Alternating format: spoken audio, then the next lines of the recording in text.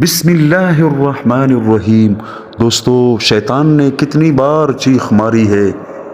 حضرت امام جعفر صادق نے فرمایا، ابلیس ملعون نے 4 مرتبہ چیخ ماری جب اس پر لعنت کی گئی، جب حضرت آدم علیہ السلام کو زمین پر بھیجا گیا، جب حضرت محمد صلی اللہ علیہ وآلہ وسلم مبعوث برسالت ہوئے، جب سورہ فاتحہ نازل ہوئی۔ ان 4 موقعوں پر شیطان ملعون نے چیخ ماری ہے۔